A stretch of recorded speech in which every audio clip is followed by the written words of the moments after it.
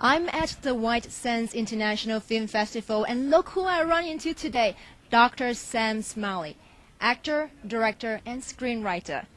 So Sam, I know that you're one of the documentary judges for the film festival. How many films did we receive this year? We received about 60 documentary films, and the other judge and I chose 17 to be represented here in the festival. And what kind of quality are you looking for in a film like that? Well, the quality we had this year is quite good, and we were so pleased with so many good films to choose from that we did two things. We, first of all, looked at the quality of the idea and the story that the documentary told. Many people think that a documentary is just going out and shooting stuff that's supposed to be, interesting.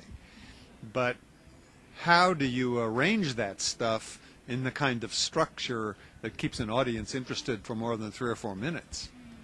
That's the big question. You have written numerous TV shows, films, and plays. For those who want to pursue a career in screenwriting or acting, what kind of advice do you have for them? One of my biggest pieces of advice for people who would like to act, and if they live in New Mexico, is to get some training and some experience here in their own hometown or else in El Paso or Albuquerque, and try to get into professional acting there, because lots of films are being made now in New Mexico, and it's a way to get a small part or at least to audition for some. And there are some good actors who live here, and so that they would be good coaches. And then about screenwriting, the important thing about screenwriting is to write. And it's not a good idea to sit down and try to write a full-length screenplay. People should write a 10-minute movie. And if they can do that successfully, then they can write a 20-minute movie. And if they can do that well, then a 30-minute movie. And only by writing short films successfully will they ever be able to write a full-length film. Now, besides being a filming professional, you were also a university professor and executive consultant. So how did you come about getting into the film industry? Were they all interrelated, or, can you tell us something about that? I certainly can. All my life, I've been involved in theater, and most of my life I've been involved in film, and television was a part of my film career. So I've always been a professional in screenwriting and acting and those kinds of things, and directing, and at the same time I was a professor who taught those things. And as a professor, I always looked at myself as a professional artist who had the opportunity to share what I knew and my skills and experiences with students. I know that you also speak 5 languages. Very talented. Not only diverse career, but diverse language skills too. So what languages do you speak? Well, I speak 5. English is one of them. But I also speak Spanish and love the language.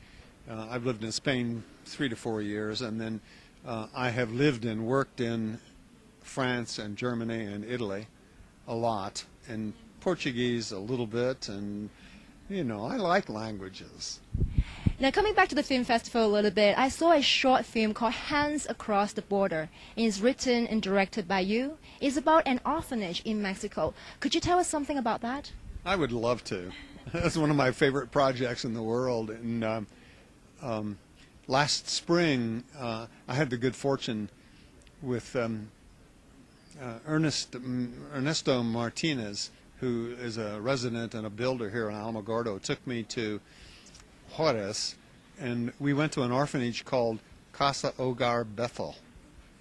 And I did a lot of shooting there with a camera, and came back and composed this little film about those orphanage children, all of whom have been abandoned. And there's no state support of any kind, no institutional support for those people. So how can people here right in the States help the orphanage right there? Well, they could help in many, many ways. If they could contact Ernesto Martinez here in Alamogordo, or the Rotary Club here in Alamogordo, who also supports that orphanage. And those would be two good ways to make contributions, either of clothing or furniture or money, especially money. They need that. Thank you so much for joining us today. Now, there are many ways you can make contributions to the orphanage in Juarez. Log on to the White Sands International Film Festival website, www.wsiff.com, and you will be able to get more information about it.